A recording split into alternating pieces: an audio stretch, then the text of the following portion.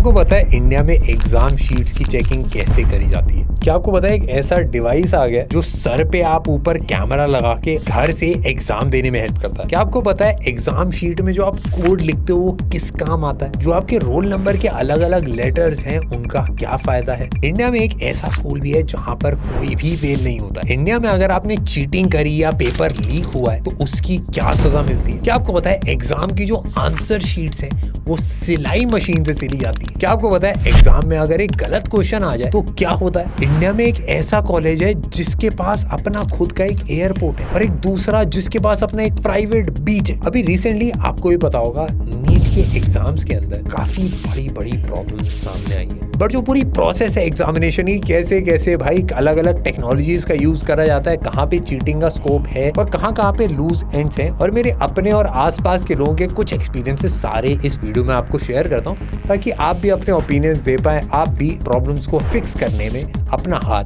बढ़ा पाए। तो भाई ये वाली वीडियो मेरे हिसाब से काफी ज्यादा इंपॉर्टेंट है। सारी चीजें एंड टू एंड आपको बताने की कोशिश करता हूँ। Let's go. इंडिया वर्ल्ड का सेकंड लार्जेस्ट स्कूलिंग सिस्टम है। चाइना सबसे ऊपर है बट इंडिया में बहुत सारे लोगों को पढ़ाया जाता है। UDISE के हिसाब से ये एक ऑर्गेनाइजेशन है जो एजुकेशन काफी देखती है। इंडिया में 1.48 मिलियन स्कूल्स हैं। वर्ल्ड के टॉप 500 कॉलेजेस में IITs भी बहुत स्ट्रॉन्ग रैंकिंग लाते हैं। 2020 के सर्वे के हिसाब से इंडिया का एजुकेशन रैंक 33 नंबर पर है। ये काफी ज्यादा इंप्रूव हो रहा है। 2018 में 40 रैंक पे था बट अभी भी इस सेक्टर में बहुत सारी चीजें करनी बची है। सबसे इम्पोर्टेंट क्वेश्चन भाई, एग्जाम की शीट की चेकिंग कैसे होती है? ये जो मेजरली CBSE के बोर्ड एग्जाम्स हैं उनका मैं आपको थोड़ा सा प्रोसेस बताता हूँ। सबसे पहले तो भाई ये पूरा ही मैनुअल प्रोसेस होता है। इसमें कोई भी टीचर किसी भी स्टूडेंट की शीट चेक कर सकता है। बहुत ज्यादा रैंडमली डिस्ट्रीब्यूट करी जाती है शीट। मेजर जितने भी एग्जाम्स हैं उनमें टीचर को कोई आइडिया नहीं होता है वो किस स्टूडेंट की शीट को चेक कर रहे हैं। जो भी एक्चुअल आंसर शीट आती है उसमें बच्चे की कोई भी डिटेल्स नहीं होती। उससे पहले ये सारी इन्फॉर्मेशन स्टोर कर ली जाती है। अब देखो मैं इसमें आपको 3-4 टैक्टिक्स बताता हूँ। काफी लोग 500 की पत्ती बता देते हैं, काफी लोग मैडम प्लीज प्लीज लिख दिया, काफी लोगों ने दिल बना दिया, कुछ सिंबल बना दिया ताकि पता चल जाए मेरा क्वेश्चन पेपर है। इनके पूरे ब्रेकडाउन बताता हूँ। अब देखो एक जो टीचर चेक कर रहा है, अब समझ लो आपने 500 रुपए, 2000 रुपए, 10,000 रुपए भी फंसा दिए क्वेश्चन पेपर के अंदर। सबसे पहली चीज तो खिसक के गिर सकते हैं बट कुछ लोग थोड़े ज्यादा भी क्रिएटिव होते हैं। अब ये टीचर्स को अगर पहुंच भी जाते हैं तो जो टीचर चेक कर रहा है उसके बाद एक मॉडरेटर भी उसको क्रॉस चेक करता है। और ज्यादातर केसेस में जो मॉडरेटर है और जो टीचर वो एक दूसरे को नहीं जानते, तो भाई कोई टीचर भी गलत चेकिंग बिल्कुल नहीं कर सकता। और इसमें शायद आपको हैरानी हो सुन के बट ऑनलाइन चेकिंग भी भाई होती है। अपनी जितनी भी शीट्स हैं वो सारी स्कैन करके एक टीचर घर पे जाके ऑनलाइन वो सारे पेपर्स को चेक कर सकता है। ये बहुत ही कम पेपर्स में करा जा सकता है। आपके रोल नंबर्स का भी काफी बड़ा रोल होता है। हमारे क्लास में क्या होता था भाई, काफी सेम नाम वाले 3-4 होते थे। राहुल नाम के 3 बच्चे थे, एक बंदे को राहुल क्यूब बुलाते थे। बट एग्जाम में रोल नंबर एक स्पेसिफाइड कोड दिया जाता है हर बच्चे को ताकि उसको दूसरे बच्चे से अलग अलग करा जा सके। आप सोचो रहे एग्जाम शीट के अंदर अगर नाम गलत डाल दिया या फिर रोल नंबर गलत डाल दिया तो क्या होगा? जैसे ट्राई करने में बहुत ज्यादा बड़ा रिस्क है बट मैं आपको बता देता हूँ उससे ज्यादा कोई दिक्कत नहीं होती क्योंकि आपका जो स्कूल कोड है, जो सेंटर कोड है, जो एग्जाम पेपर का कोड है, जो आंसर शीट का सीरियल नंबर है, उनसे मेल जोल मिला के अगर कुछ भी गलत है तो उसको सही कर लेते हैं। तो ज्यादातर केस में कोई डरने वाली बात होती नहीं। आपने कभी भी अपनी आंसर शीट में नोटिस करा होगा एक कोड लिखा होता है। टीचर हमेशा आपसे आंसर शीट का कोड पूछती है और उसको नोट डाउन करती है आपके सिग्नेचर के साथ। देखो जैसा कि हमको बताया जाता है जितनी भी आंसर शीट्स हैं कंप्लीटली एनोनिमस रहती है। आपका जितना भी डेटा है वो छुपा लिया जाता है। आपकी आंसर शीट के सामने एक ब्लैक पत्ती आ जाती है ताकि कभी अगर आपकी आंसर शीट को ट्रैक करना हो, कुछ भी गलती निकल आए तो उसको इन्विजिलेटर के डेटा के साथ क्रॉस चेक करा जा सके। क्या आपको पता है एग्जाम से मेजरली ब्लैक पेन ही क्यों यूज करा जाता है? OMR जो शीट्स होते हैं उनकी चेकिंग का मैकेनिज्म बहुत ही ज्यादा डिफरेंट है। इन सब की चेकिंग हाथ से नहीं होती, इन सब की चेकिंग कंप्यूटराइज्ड होती है। आजकल जितने भी मेजर एग्जाम्स हैं सारे इन्हीं शीट्स के थ्रू होते हैं। एक स्कैनर होता है जो बेसिकली 25 से 30 हजार के अराउंड का आता है जिसमें आप एक तरफ से शीट्स डाल सकते हो, दूसरी तरफ से आपका रिजल्ट निकल जाता है डायरेक्ट। ये एक कंप्यूटर से कनेक्टेड होता है और 1 मिनट के अंदर ये 60 आंसर शीट्स के आंसर निकाल देता है। और क्योंकि एक डिजिटल स्कैनर है तो इसीलिए ब्लैक कलर थोड़ा ज्यादा अच्छे से पकड़ लेता है, इसीलिए ब्लैक पेन ज्यादा यूज करा जाता है। अगर आपने अपना नाम का गलत सर्कल भर दिया तो क्या होगा? तो मैं आपको एकदम सिंपल बताता हूँ। अगर आपने रोल नंबर सही भरा है और क्वेश्चन पेपर का कोड सही भरा है तो भाई आपका स्कोर सही से निकला है और नाम की वो कैलकुलेशन हल्की फुल्की इधर उधर हो तो चल जाता है, उसमें दिक्कत नहीं आती। और जो आपने आंसर्स लिखे हैं वो आई होप आपने गलत ना भरे। अभी रिसेंटली आपने नोटिस करा होगा भाई ये पेपर कैसे लीक होते हैं और पकड़े अगर गए तो क्या होगा। अभी नीट एग्जाम के रिजल्ट्स हैं जिसमें एक ही सेंटर से 8 लोगों ने टॉप करा है और टोटल 67 बच्चों के 720 में से 720 मार्क्स आए। कुछ लोगों के तो 720 में से 719 मार्क्स आए क्योंकि नेगेटिव मार्किंग वाले पेपर में 719 मार्क्स आ ही नहीं सकते। कुछ रिपोर्ट्स बता रही है कि राजस्थान के सेंटर्स के अंदर प्री मार्क आंसर शीट्स मिली। इसका मतलब बेसिकली पेपर लीक हो गया था और एनटीए बेसिकली जो चेकिंग एजेंसी है जो पूरा देखती है इसको, और उन्होंने मल्टीपल टाइम्स बताया कि ग्रेस मार्क्स दिए गए थे। सभी लोगों के बहुत सारे क्वेश्चंस हैं, आंसर सही से मिल नहीं पा रहे हैं। जो सुप्रीम कोर्ट है वो अभी इस केस को देख रहा है, सारी चीजों की चेकिंग करी जा रही है। मेरे हिसाब से पेपर्स लीक होना या फिर जो पूरी एग्जाम की प्रोसेस है इसमें कहीं पे भी 1% का भी मार्जिन कुछ भी गलत होता है तो लाखों बच्चों की लाइफ को इम्पैक्ट करता है। बड़ी सारी चीजें कैसे हुई, कहाँ कहाँ गलती हो सकती है, जो टीम टेक बर्नर की थोड़ी ऑब्जर्वेशन है वो मैं आपको बताता हूँ। सबसे पहले जो टीचर है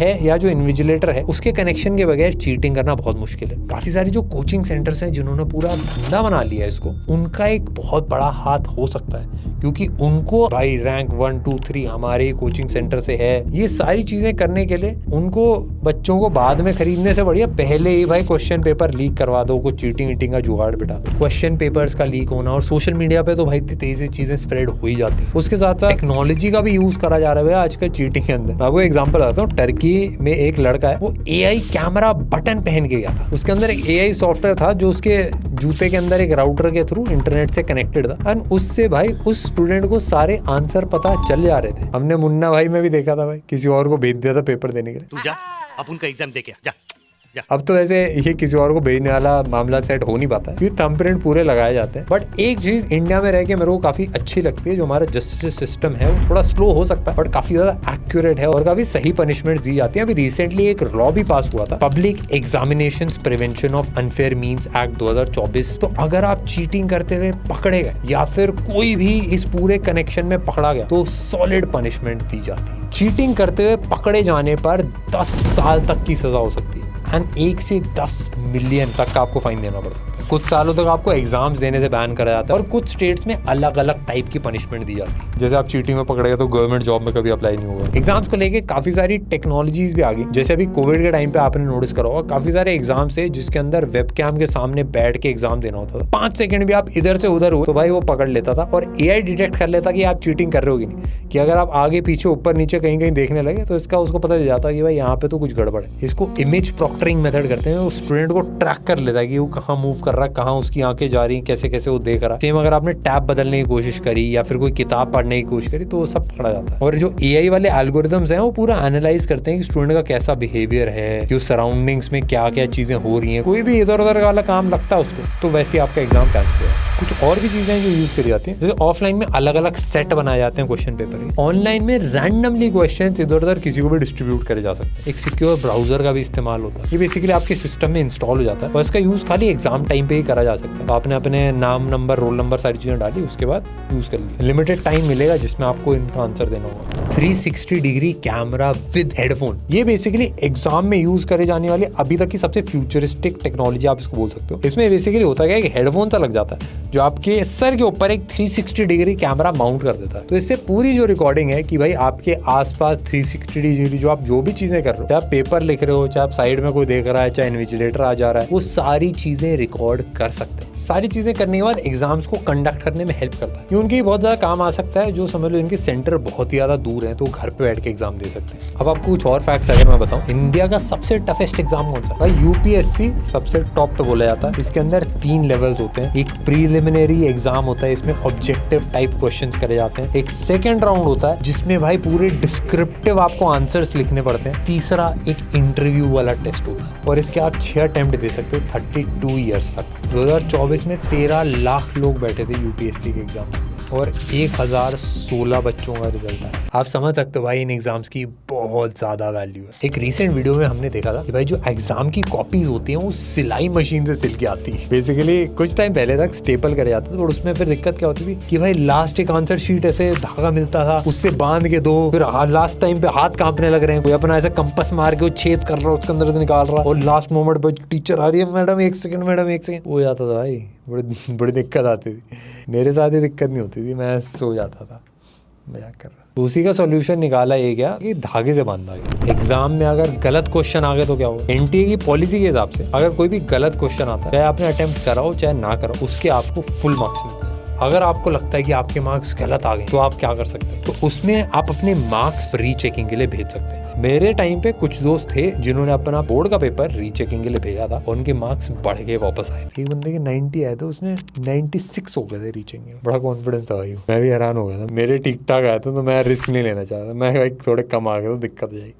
रेट्स में जो आपने देखा था ना, आमिर खान एक स्कूल में जाते हैं पढ़ाने, वो फुनसुक वांगडू बन जाते हैं। वो फुनसुक वांगडू एक्चुअली सोनम वांगचुक थे, उनका एक्चुअली एक लद्दाख में स्कूल है। उसी स्कूल में उन्होंने सोचा कि भाई इसको तो बदलाव करना पड़ेगा, तो सेकमॉल करके एक स्कूल है, students education and cultural movement of Ladakh. इस स्कूल के अंदर कोई फेल नहीं होता, प्रैक्टिकल्स पे ज्यादा फोकस करा जाता है, थ्योरी पे थोड़ा कम फोकस करा जाता है। काफी इंटरेस्टिंग है। यहाँ पे 10th फेल बच्चे भी एडमिशन ले सकते हैं। और हमने भी अपनी तरफ से एजुकेशन की तरफ एक छोटा सा स्टेप ब्राइट्सो के थ्रू बढ़ा है, हमारा डिजिटल स्कूल ब्राइट्सो,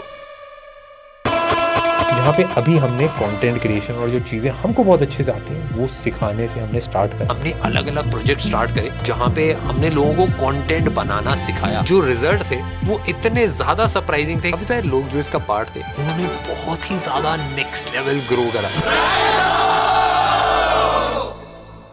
वर्ल्ड का जो लार्जेस्ट स्कूल है वो इंडिया के अंदर सिटी मोंटेसोरी स्कूल, सॉरी अगर नाम मैंने थोड़ा गलत बोला, ये लखनऊ में है स्कूल। 61,345 स्टूडेंट्स पढ़ रहे हैं इस टाइम पे, इन्होंने एनरोल कर रखा। ये दुनिया का एक लौता ऐसा स्कूल है जिसको 2002 में यूनेस्को ने प्राइज ऑफ पीस अवार्ड दे दिया। क्या आपको पता है, IIT कानपुर का अपना एयरपोर्ट बेसिकली एयर स्ट्रिप होती है जहाँ पे रोड पे ऐसे टेक ऑफ करा जाता है। यहाँ पे IIT कानपुर के बच्चे खुद चीजें ट्राई कर सकते हैं, मॉडल्स या ग्लाइडर से जो भी उनको बिल्ड करके चलाना है वो चलाया जा सकता है। यहाँ पे Piper PA-18, Cessna 182 powerful aircraft है, स्वाइजर 222 एंड स्वाइजर 126 ग्लाइडर्स भी यहाँ पे, जो बच्चों की पढ़ाई में काफी ज्यादा काम आता है। NIT कर्नाटका जो है, national institute of technology Karnataka, उनका अपना एक बीच है, यहाँ बच्चे बीच में जा सकते हैं। मैं घर ही ना जाऊँ, अटेंडेंस हर बार फुल। मम्मी बोली बेटा क्या कर रहा हूँ मम्मी, बस भाई का हो नहीं पाया था बट हाँ भाई, अभी रिसेंटली जो चीजें सामने आए भाई काफी दुख भरी है। मेरे को पर्सनली बहुत ज्यादा दुख हुआ